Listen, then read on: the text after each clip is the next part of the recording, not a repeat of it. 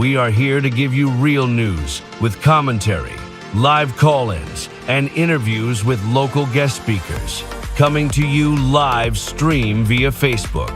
Now, here's your county reporter, Michael Parker.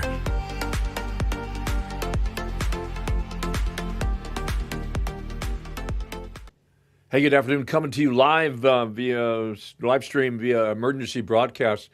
Breaking news. Just about 5 minutes ago, they're flying over West Palm Beach Air Force One, where it's stationed in West Palm Beach Airport. Reports of some drones or a drone that was flying near the president's plane.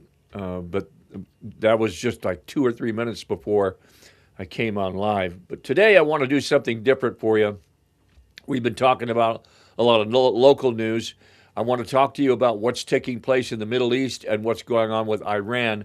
I have 2 videos I would like for you to watch. I know this is unannounced. It's breaking news, but you really want to pay attention to these videos. And if you're not going to watch it live, then go ahead. You don't have to. You can watch it later on once it's produced. It's live right now on my personal Facebook page. It's live on our Branch County Conservative Patriot page, and it's also live on our YouTube page, our YouTube channel. So here's this in the nutshell. There are some serious things taking place right now in the Middle East with troops being put on the ground. Now, the campaign has been recently just President Trump bombing the living crap out of Tehran and Iran and their infrastructure, and he's held off on the bombing. But now they're sending troops. Over 5,000 Marines are being sent to Iran. Some of those will be landing on one of the 3 islands. There's actually 3 islands that they want to take control of. That's the Straits of Hormuz. Now, the Straits of Hormuz are incredibly important. This is going to affect us locally. It's going to affect us statewide. It's going to affect us nationally. And I don't know if this Iran conflict is going to be over in a couple weeks, or it might take a couple of months more. But what comes out of the Straits of Hormuz is oil. Now, in the United States, only 7% of the oil that we import, that we need, comes out of the Straits of Hormuz. But for the rest of the world, there's roughly 35-40% of the oil that is needed throughout the world to different countries comes through those straits. So that's why the United States is there, and it's really important that we make sure that there's no tankers attacked and that there is no seizing of the Straits of Hormuz by Iran. It's why we bombed the living crap out of them over the last 30 days, 35 days, to take away all of their capability of being able to. There's somebody doing some yard work behind me here. You could probably hear it buzzing. Anyway, to take away their possibility of them fighting us in the Straits of Hormuz. And now, with roughly 3,500 to 5,000 Marines that will be shipped for boots on the ground, they're going to go to there's 3 separate islands. The island that they're going to go to, from what I'm being told, is the island where a lot of the oil is stored for Iran, for tankers and for backup and for oil that they would need in the event there was an emergency. They're going to be heading there and the other 2 islands to take control of how these ships come out.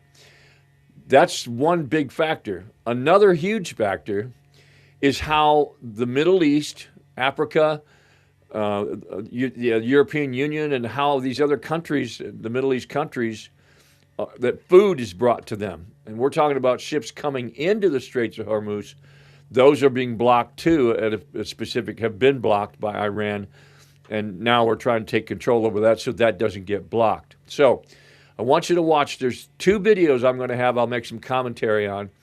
The first one is talking about exactly what I'm talking about and how power grids are being affected. And then the second one is from a biblical perspective. Now, if you've never heard anything about the Bible and Bible prophecy and what's going on with Iran, you're going to want to stick around and watch this second video. The first video is about 15 minutes long. Second video is roughly a half hour. If you want to know what the Bible says about all of this, it's going to blow your socks off, okay? If you've never heard of it, if you've never seen it, wait till you see the correlation between it all. It's very interesting for a lot of folks who who don't go to church and don't know anything about the Bible, it's pretty darn scary. As Americans feel the shock of higher gas prices at the pump, there's another energy crisis brewing across the country, but the people who actually run the electrical grid issuing stark warnings.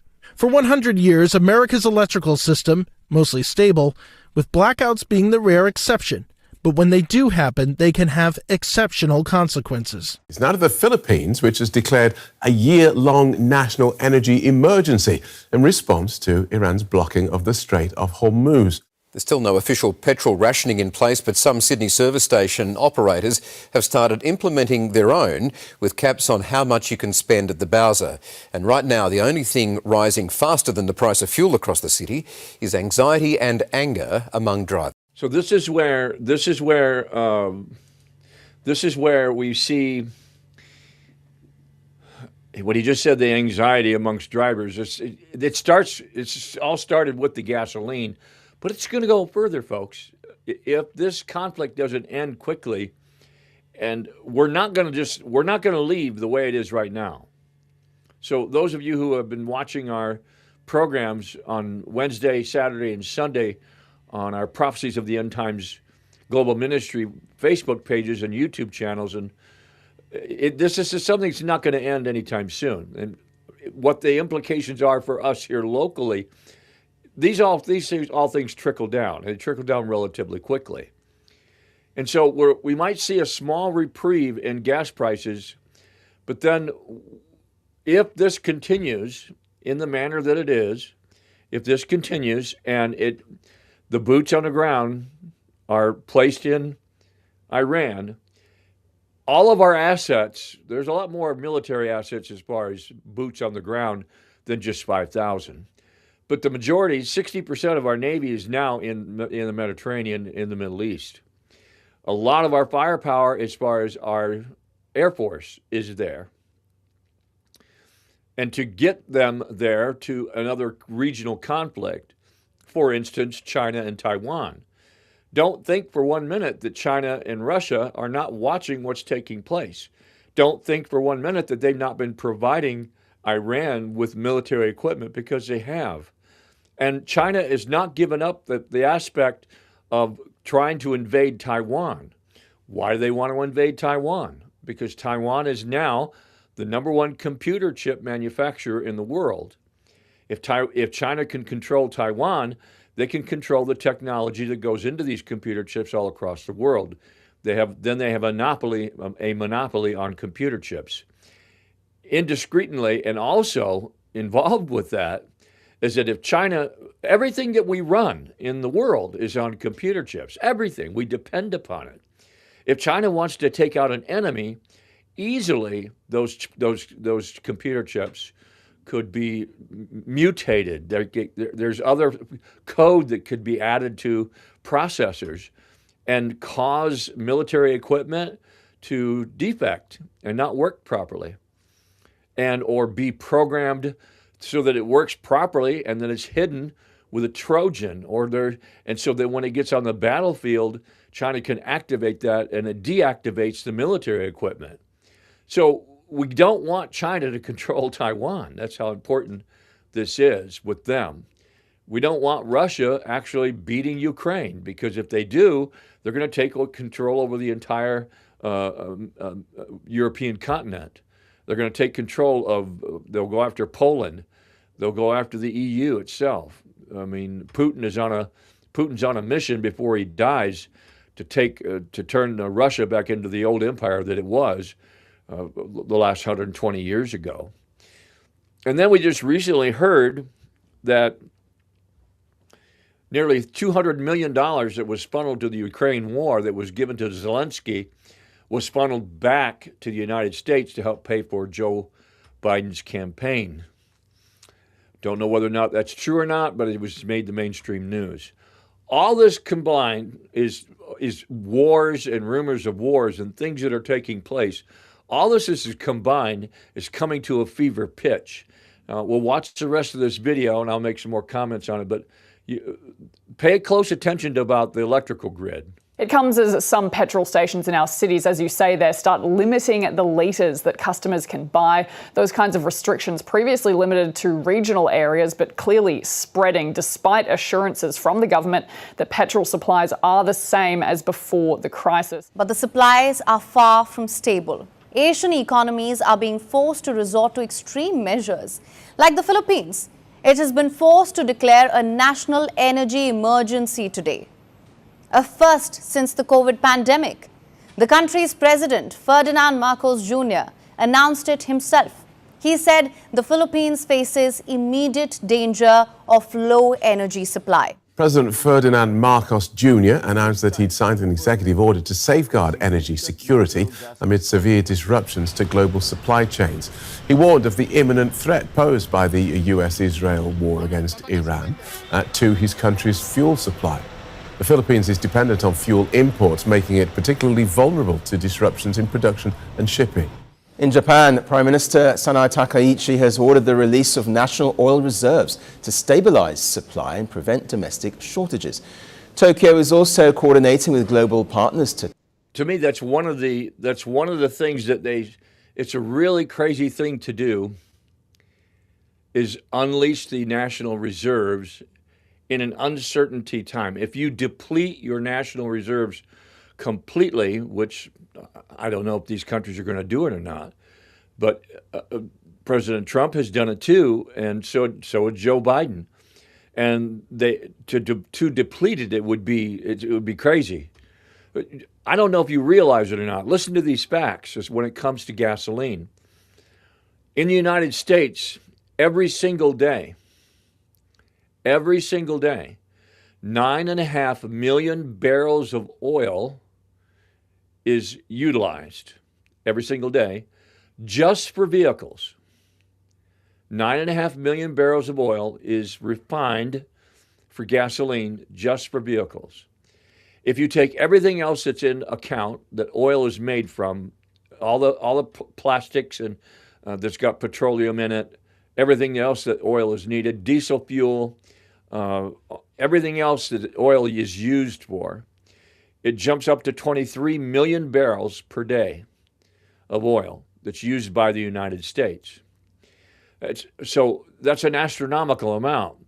The oil that's not coming through the Straits of Hormuz, that's now trickling to come back, that's being safely ported through and being safely coming to the United States, when it was completely blocked, less than 7% of the oil that we import was coming through the Straits of Hormuz. So we were okay.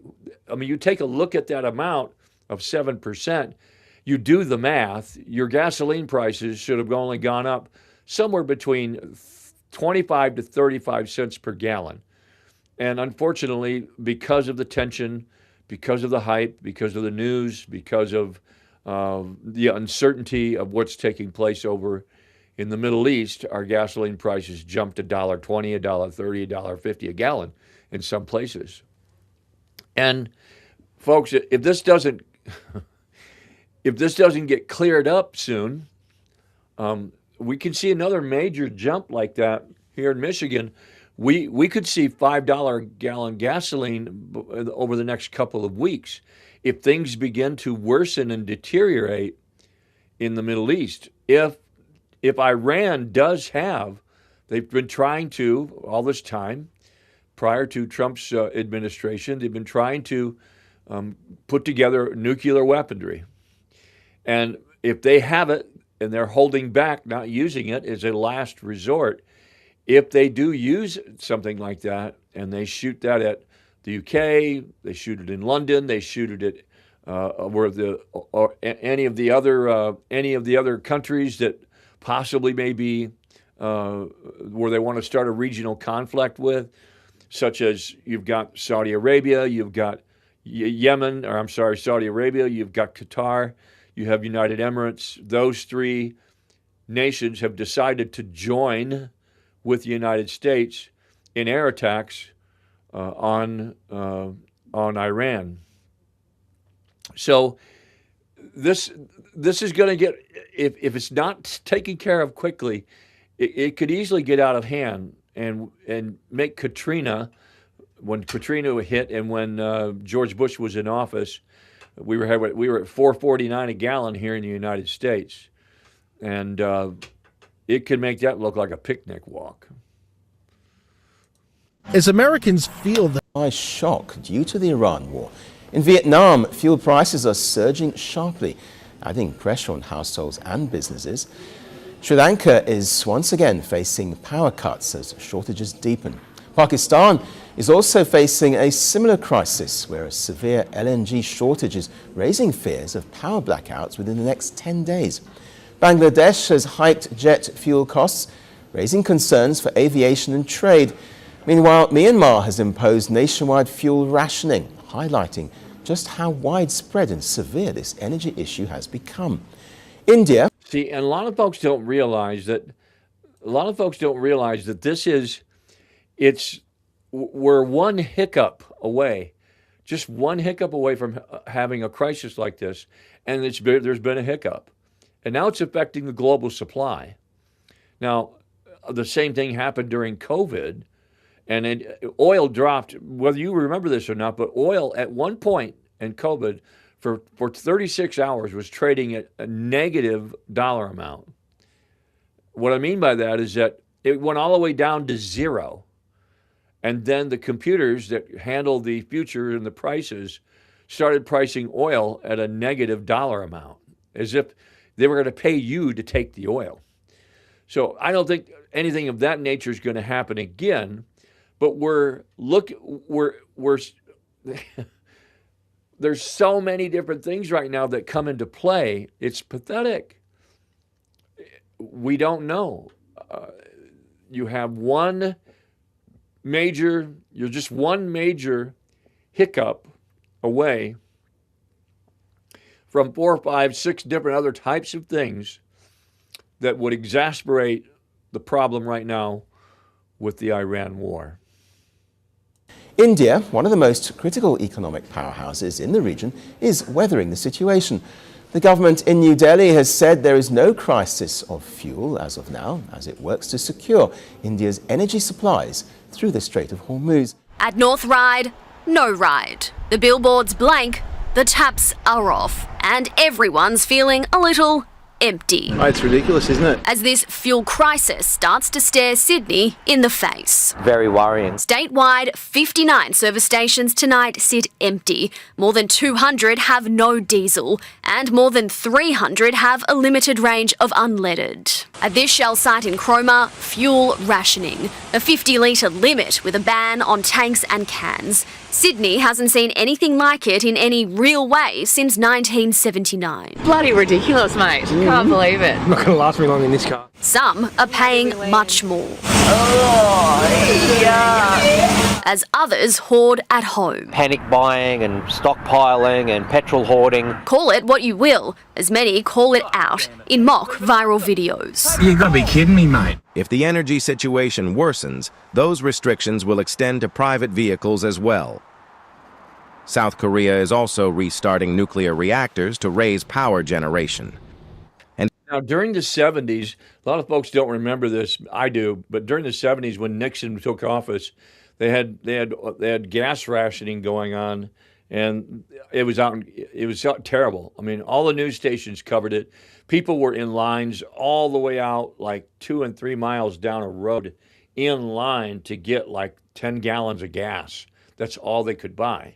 But that was also back in the day when gasoline went from 18, 19 cents a gallon. It jumped to about 34, 44 cents a gallon. And then within a matter of 2 years, it jumped to $1.30 a gallon. So the sticker shock of inflation that happened during those late 70s and early 80s is the same thing that's happened when Joe Biden was in office with us at this time.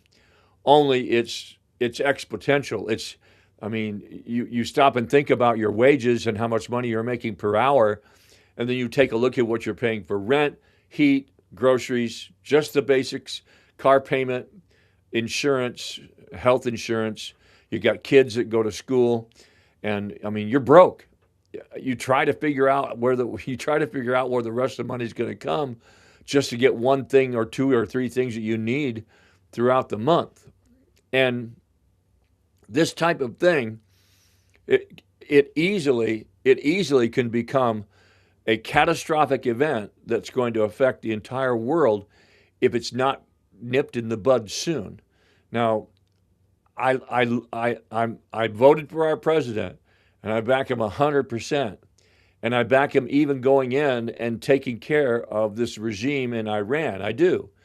And the bottom line is, folks, you may not believe this, but the current statistics show that more people in the short period of time prior to this 4-month or this 4-week exclusion right now with Iran, prior to that, when the Iranians, the citizens, raised up against the Islamic regime that took control of the country some 47 years ago, there's been a total, just within the last 8 to 9 weeks, a total of 35,000 people killed, shot in cold blood and murdered.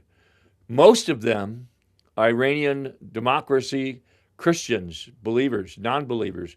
Most of them not Muslim, but Persians. Shot, killed, 35,000.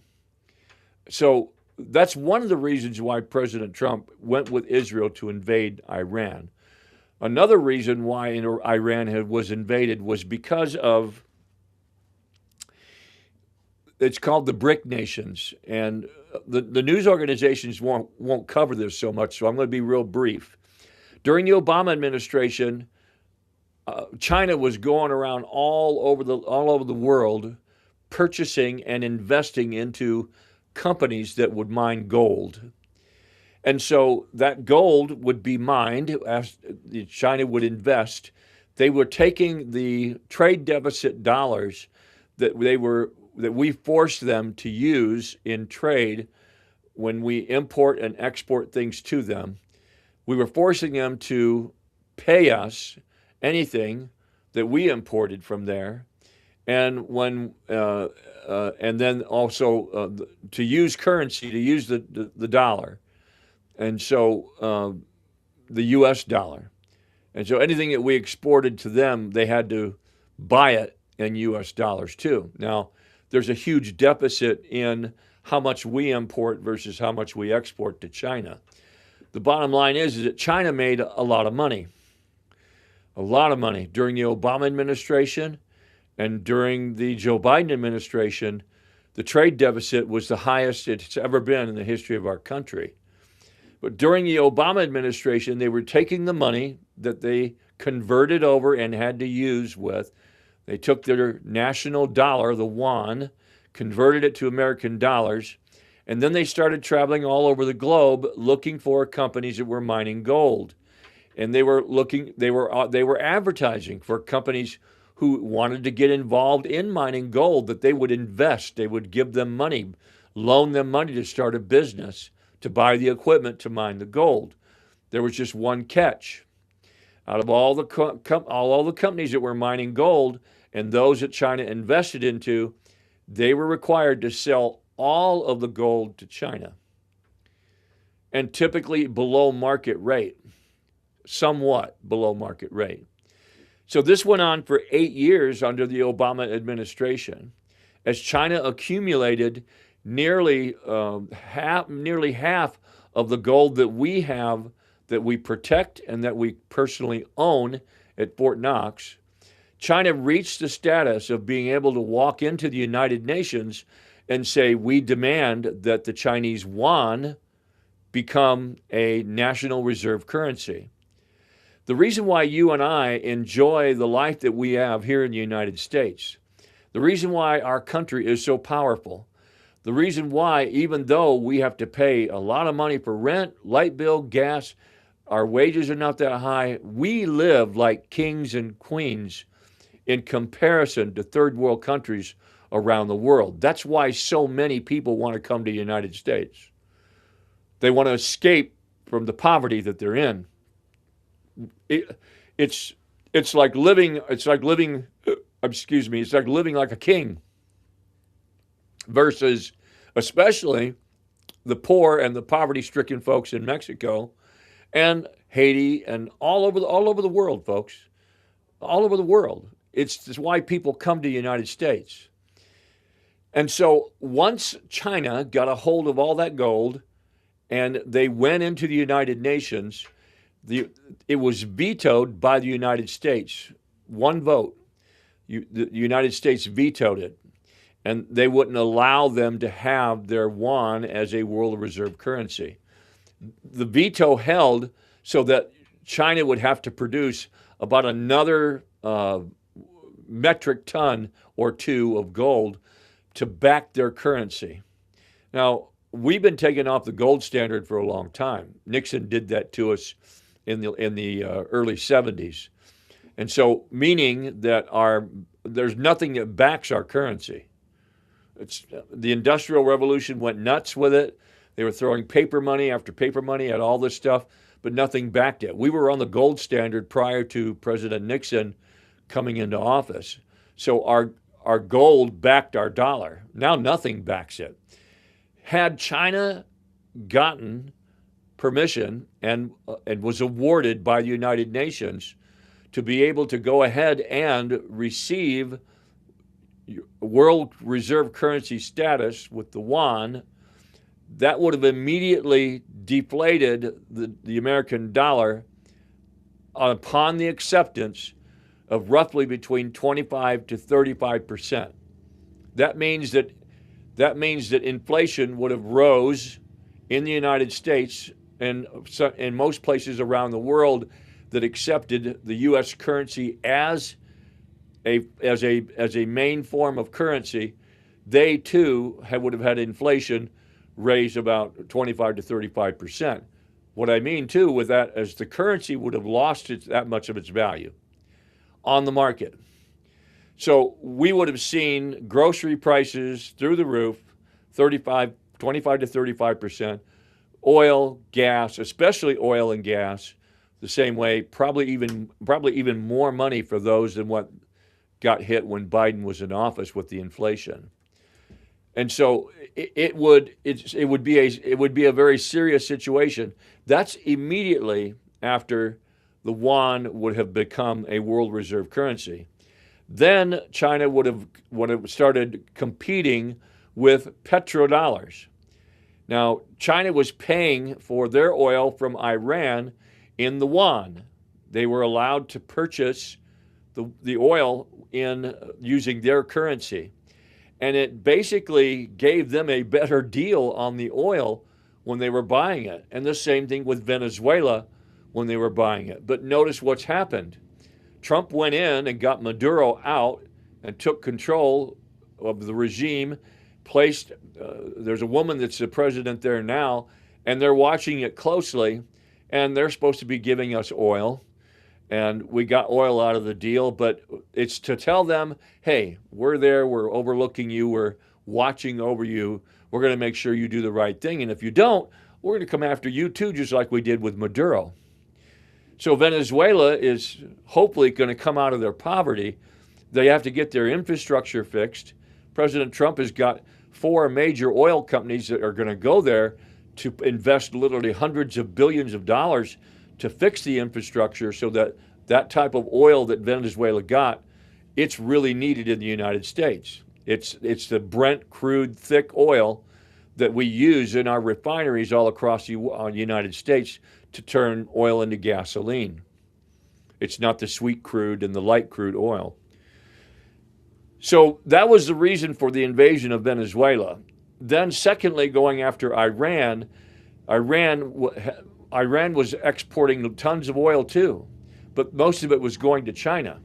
China had just made a deal with Maduro in Venezuela, and that deal was for like $9 billion or $10 billion, and they had several oil tankers that were going to China because of this deal, and they had accepted payment in yuan, the Chinese yuan. The oil tankers got confiscated by the United States. China didn't get their oil. They paid for it, but they didn't get their oil.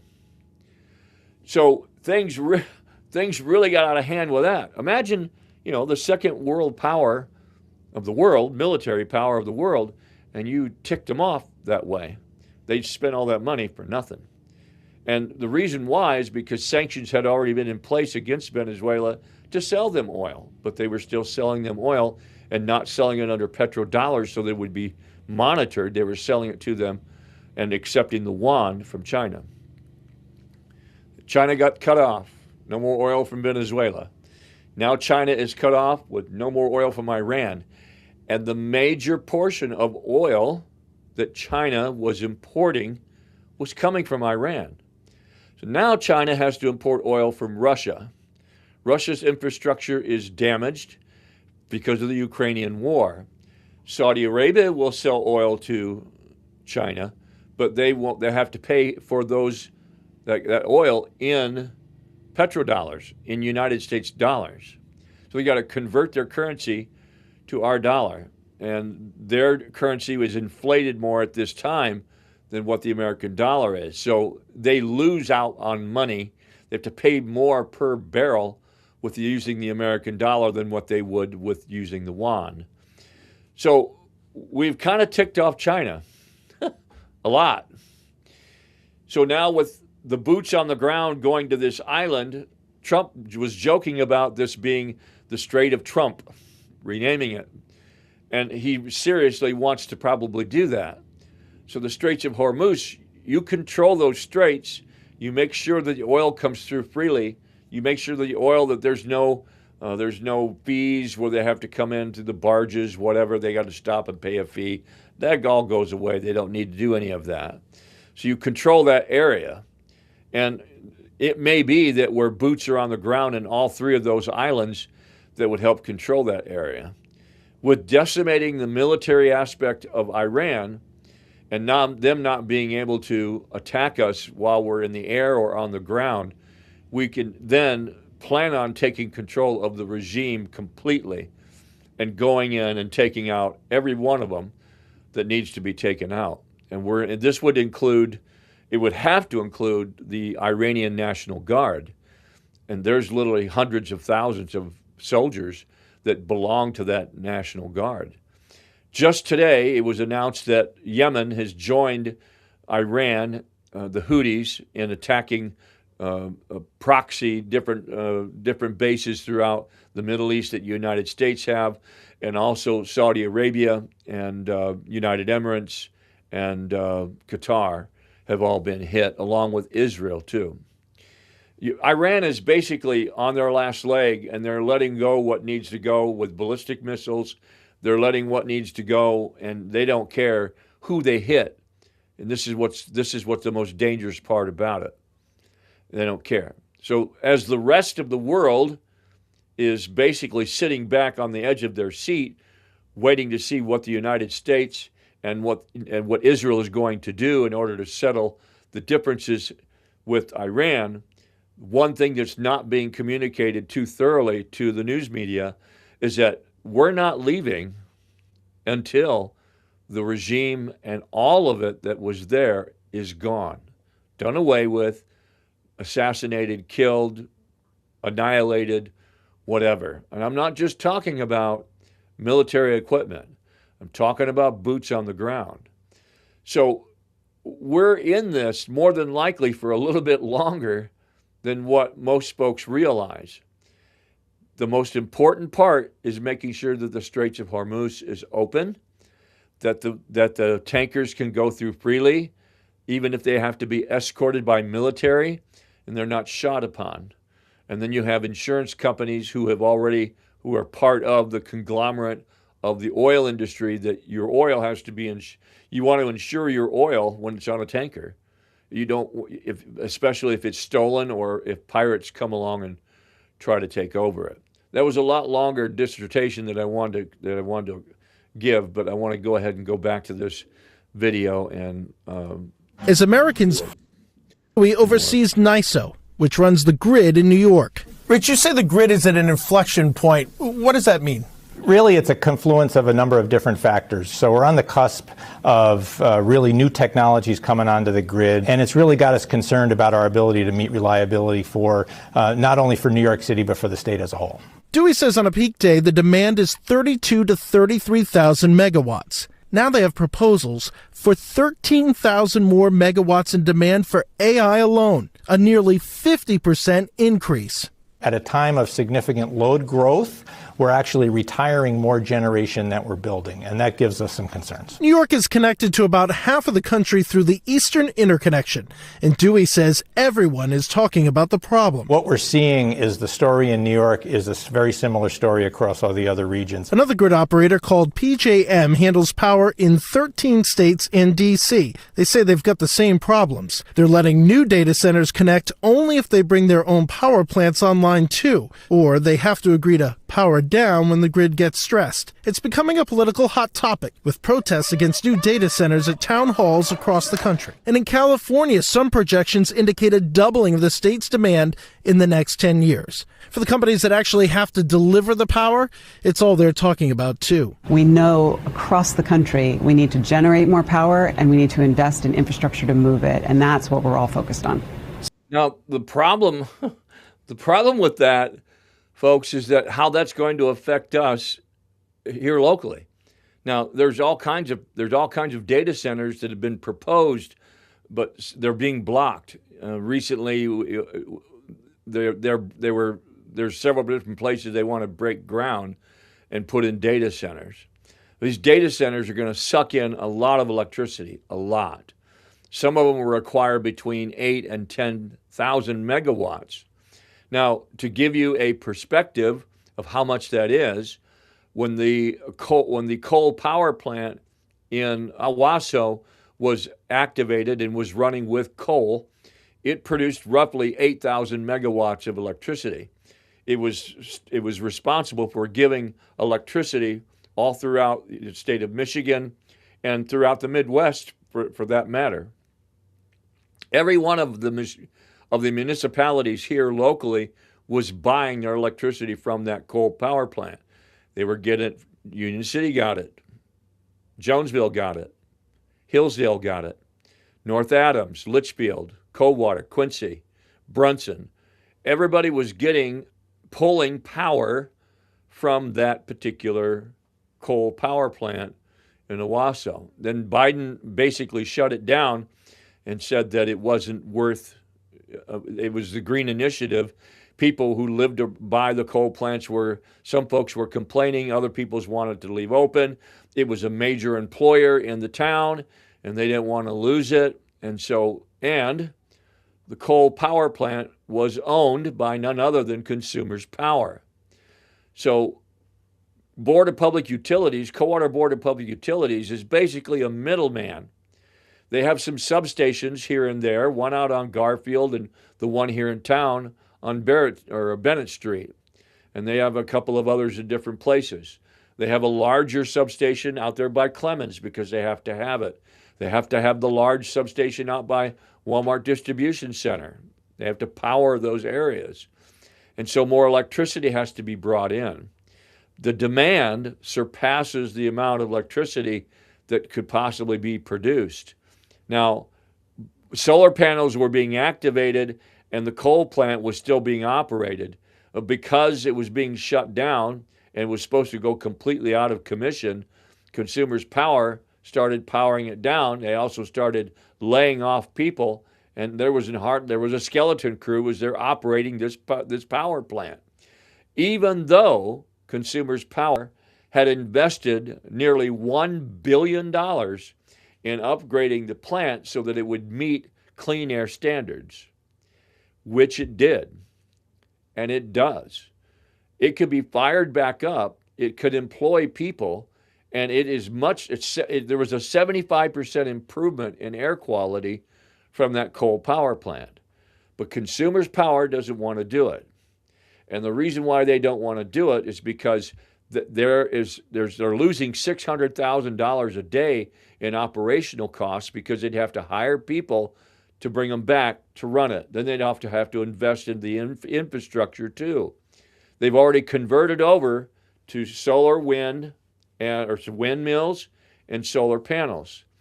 Every single panel that's set up all over southwestern lower Michigan, throughout the state, Consumers Power makes about a 9% profit in the sale of those particular panels. Right now, if you're a farmer, it seems to be incredibly tempting to go ahead and let these power plants who are selling the solar panels come into your land, and they will lease it from you. You don't have to sell it to them. They will lease it from you, and you can lease it to them, negotiate the dollar amount that you want them to pay you to have that land. The leases are for sometimes 10, as a minimum, 10 years. Could be 15, could be 20 years. And you have to be careful of the lease, because if you're older and you happen to pass away, generational portion of that may not go to the will. It may go directly to the power company. You got to be careful about what you're doing when you sign the lease. They need approximately 50,000 acres of solar power plant or solar power panels to maximize the same amount of wattage that the coal power plant is doing in Owasso, or was at its peak, which is 8,000 megawatts. They need 50,000 acres. It's a lot. There's a lot of farmers that don't make money. There are a lot of farmers that are underwater, and they'll more than likely be tempted to do it, especially in the competitive rate of what these solar panel companies are willing to pay the farmer. I mean, they're willing to pay them anywhere between $700 and $1,000 per acre for 10 years. Now, if you own 300 acres and you got the equipment and you farmed the land, and you see that your P&L is that you made $80,000, $100,000 profit after you farmed the entire amount of the land, there are some farmers that don't make any profit. They're in the hole. They're in debt every year. They have to go and borrow money to put the seed in the ground and to pay for the fertilizer. Those are the ones who are saying, to heck with this. I'll lease the land for the next 10 years. I don't have to farm it. And if they'll give me $1,000 an acre, I'm going to do it. That's $300,000 a year for 10 years. And that's triple, if not quadruple, the amount of profit that farmers make when they till the land. The problem with all that is that the farmers get money, and that's a good thing. But 50,000 acres is no longer tillable. It no longer grows food. It no longer has wheat in it, soybean, or corn. And that will drive prices up. So even with the power grid the way it is, and as Consumers Power invests more into these solar panels, into the windmill, it's not going to, in the long run, it's not going to save us money. They're going to start charging more. And Consumers Power just got the largest increase in rate they've had ever, $260 million rate increase to its customers. Now, that $260 million rate increase is also going to be passed along to people like you and I on the Board of Public Utilities, because they're charging more for electricity with those customers who are buying it direct from them. They're going to charge more of that electricity from Board of Public Utilities, who buys it direct from them, puts it into a substation where it's transferred, and then sells it to us in a municipality. And the same thing with Quincy and Hillsdale, Litchfield, the rest of them, etc. So it's going to cost us more, period. So this is where these power operators, this is why they're warning America's electrical grid at increasing risk of blackouts due to surging demand. These data centers need literally a couple, 3,000 or 4,000 megawatts of power alone by themselves to run. And they want to put these data centers all over the state of Michigan. They want to put them all over the country. And what exactly does the data station do? It's got superconductive quantum computers in it, and it's all AI. It's AI. All the things that Amazon 10-year and 12-year veterans at Amazon were doing in their positions, creative graphics and designers and salespeople, that's all being replaced. As a matter of fact, on Monday, when we go to the city council meeting, I'm going to get up and speak to our city council members, and I'm going to let them know that, look, I really appreciate what they're doing in reference to Amendment 885. They're going to take a look at it, a closer look, and they see how they can word it so it's going to benefit the city more so than what its generic form says. In other words, they're going to look for more palatable time frames and get those time frames down pat. If you got debris in the yard, you're given 3 months. If you got a hole in your roof, you're given 3 months. If you got whatever it may be, whatever's going on, they want to put a specific date and time on it. So they give you plenty of time to be able to repair what needs to be repaired. Sorry. I got off track here. Our power grid, our small little power grid in Coldwater, is dependent on consumers' energy, consumers' power. It's dependent on the rest of the grid throughout the Midwest and then throughout the nation. So we're going to finish up on this video. Listen to what this woman and these others have to say about the demand and how these blackouts. There was just a blackout yesterday in California, and a lot of that's going to take place this year because of especially the water for the generators that's produced in California because of the drought. Brera runs National Grid New York. We are investing in the grid throughout the state. Upstate, we are making the largest investment that's ever been made in the grid. We're rebuilding 1,000 miles of transmission. We are investing heavily in substations. And the reason that we're doing that is because we want to grow the grid. That includes the natural gas to fuel the plants, now the biggest fuel source for electricity across the country, surpassing coal about a decade ago. And despite the global conflict, natural gas prices have remained relatively low this year. For now. So oil prices, hovering around $104 a barrel, and it's no surprise with all this uncertainty. Yes, indeed. And we think the oil prices will continue to stay at an elevated level. Right now, there are a lot of news and conflicting message actually around the negotiations and whether there will be some potential escalation move during the weekend. So if something happened, we might see oil prices potentially hit higher level, especially if the U.S. want to send the troops to take over Kog Island or take over the control of the Strait of Hormuz, because then that will for sure trigger Iran to initiate some severe revenge that potentially push the oil prices to, let's say, 120. But that could be a potential turning point in this war. But yet again, it's just a lot of uncertainties around here, and we just don't expect the oil price to go down anytime soon. No, right. And what if the prices are to rise to, say, $120 and possibly above? What are the implications of that for the global economy and certainly the economy in Asia? If gasoline here goes to 100, if oil that we import goes to $120 a barrel, then gasoline is going to be roughly about $4.50 a gallon when that happens. It did retreat a little bit over this past week, but should it surge and could then stay, you're looking at about $4.50 a gallon. It's all about the oil, baby.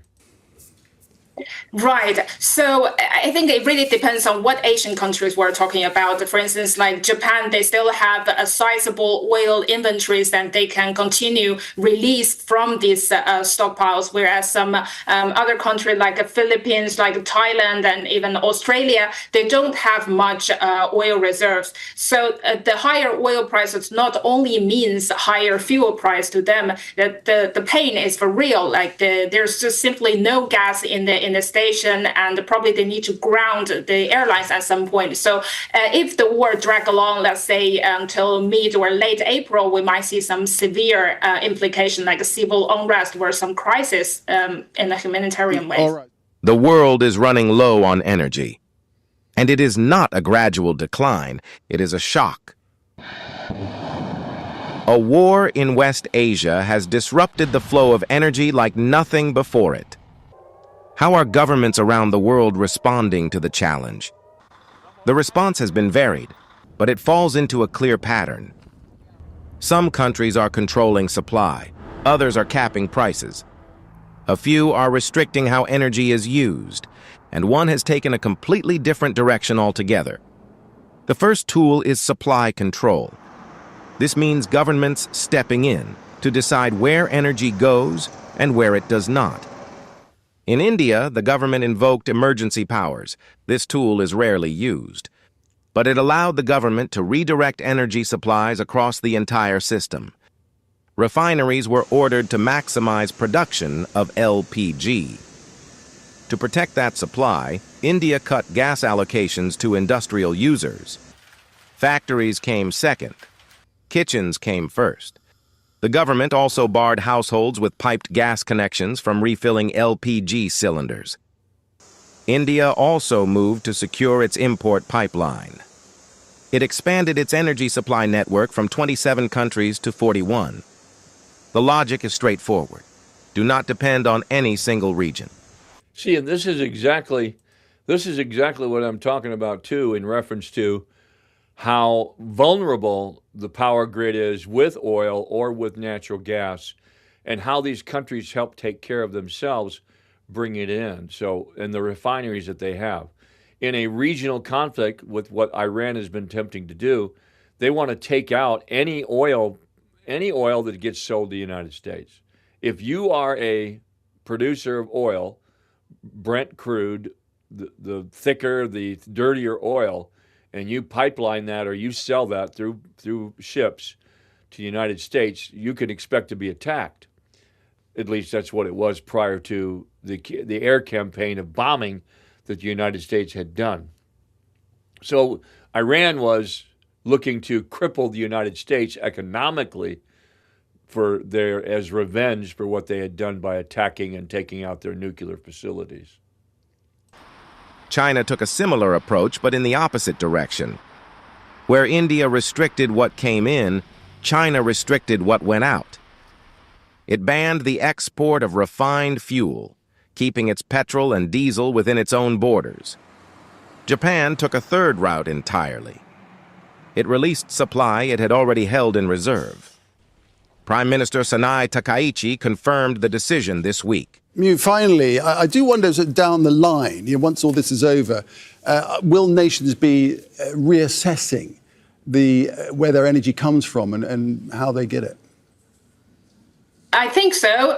This war has taught really painful lessons to many countries. They understand that they cannot just let other people to control their economy, their energy supplies, etc. So they will rethink about their energy mix, and also to restructure their supply chain. For instance, to diversify where you buy the oil, and also probably explore other potential energy sources like even nuclear or renewables or back to coal.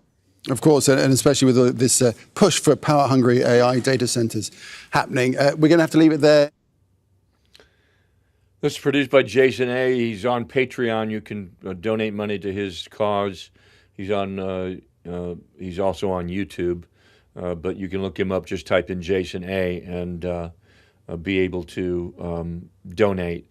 All right, so we've given you a technical side of what's taking place in Iran, and now I want to give you, from a biblical perspective, the world view of what's taking place in Iran. There's a couple of things. Number one, Iran is a stepping stone in this war that's set up for something much, much more severe that's going to happen throughout the world. Iran's, the proxy or the delivery of this war with Iran, and the outcome is going to be in relationship to several different Old Testament books in the Bible, Jeremiah chapter 39, and also with what you may have heard with other commentaries on YouTube, influencers who have talked about the Amalekites and the Amalekites of the Old Testament, the Philistines and the Persian government. The Philistines and part of the Persian government, or Persians, who were at war with the Israelis and have been for literally 3,000 years. God had used both the Israeli, the Hebrews, and also the Amalekites back and forth as punishment for each other for things that they had done wrong. The children of Israel disobeyed God, and they were all but slaughtered by the Amalekites, and it's gone back and forth. Even to this day, with the Palestinians, when they went in, which is part of the Amalekites genealogy of relations of the ethnicity, on October 7th, when they went in and they raided that northern town of those 1,200 people that were murdered, brutally murdered, they did so in exactly the same fashion they did during the Old Testament. They would rape the women, and they would tie them up and drag them behind vehicles after they gang raped them. They were cutting off heads of babies while they were in the cribs. A lot of these Palestinians who wore Go cameras recorded this. Some of them were live streaming it. The video's been since confiscated, but they were live streaming it to the internet, to Facebook and other social media platforms while they were doing it. And so the hatred that came along with that is what fueled the hatred for revenge, the nation of Israel, to get back at the Palestinians and Gaza, Hezbollah, and Hamas, to take them out. And it's been a blood frenzy ever since. They wanted them out. They took them out. They got 95% of it's been contained. Gaza is almost completely destroyed. And the rebels that came back into Gaza, even after it's been done, they were told to put their weapons down. And now the weapons are no longer being smuggled in. They're being cut off because Iran is not paying for anything. The money that was coming from oil sales was being given to the proxies, Hezbollah, Hamas, and the Palestinians.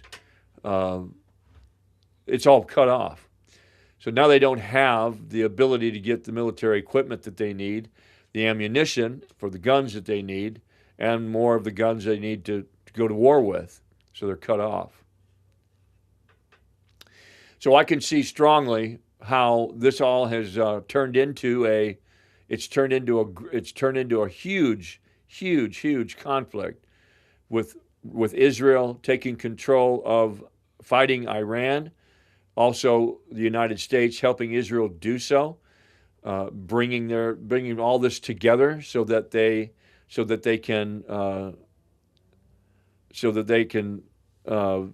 take care of everything that needs to be done, so that Iran no longer can be part of trying to annihilate Israel and trying to annihilate. Let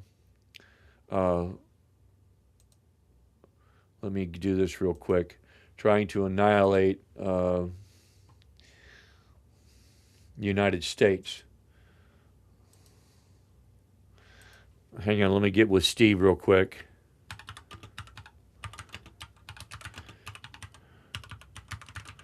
Let's see what he needs.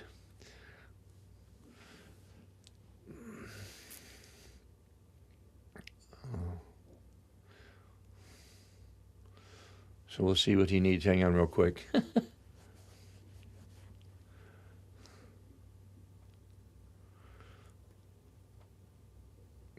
Call me when you're done. Okay, I'll do so. Don't you just love, you can control your own production, and it's just really cool. All right. So now we're going to watch a video, or those of you who are interested in doing so. Now we're going to watch a video from the biblical perspective of a worldview of what's taking place. And pay close attention, because this describes some of the things that are taking place to a T. If you've paid any close attention to the division in our country, the division around the world, the protests, this Iran conflict, the conflict of wars all throughout the world, if you've paid any attention at all of this being reported overseas and here in the United States, this video is going to make a lot of sense to you. Jesus said this would happen first. Nobody is ready for it. What are the first signs Jesus told us will happen before the end? What are we to do when we see this occur? Yao will be shocked by 5 facts about this. Number 1, what Jesus said. Now let me show you the passage that contains the most detailed prophetic roadmap Jesus ever gave. Because what he says in these verses is going to reframe how you see every headline from this point forward. Matthew 24:6-8. And ye shall hear of wars and rumors of wars. See that ye be not troubled. For all these things must come to pass, but the end is not yet. For nation shall rise against nation, and kingdom against kingdom. Wars and rumors of wars. And I need you to notice something about how Jesus introduces it, because the framing matters as much as the content. He doesn't say, when you see wars, the end has come. He says the opposite. See that ye be not troubled, for all these things must come to pass, but the end is not yet. The wars are not the end. The wars are the signal that the end is approaching. They are the opening act, the first contractions, of a process that builds toward a climax Jesus describes later in the chapter. And the fact that he tells his followers not to be troubled doesn't mean the events aren't real or dangerous. It means they are expected, planned, part of a sovereign timeline that must unfold before the final act begins. But here's the detail that most people miss, and it's the detail that connects this passage directly to what you're watching on the news today. Jesus doesn't say a war. He says wars, plural. And then he adds rumors of wars, the atmosphere of conflict, the fear of escalation, the constant drumbeat of potential war that keeps the world in a state of anxiety even between active engagements. He's describing not a single event, but an environment. A world saturated with conflict and the fear of conflict. A world where wars don't resolve. They multiply. That is the world of March 2026. And it is the first sign. Now here's the phrase that unlocks the entire passage. Because understanding what beginning of sorrows means is what separates people who panic from people who discern. The Greek word translated sorrows is Odin, and it doesn't mean generic suffering. It means birth pains, labor contractions, the specific patterned escalating pain that a woman experiences as her body prepares to deliver a child. And here's what makes that metaphor so precise. Because birth pains have 3 characteristics that random suffering does not. First, they escalate. Each contraction is more intense than the last. The pain doesn't stay constant. It builds. It increases. And the signs Jesus lists follow the same pattern. But here's what makes the second characteristic even more important.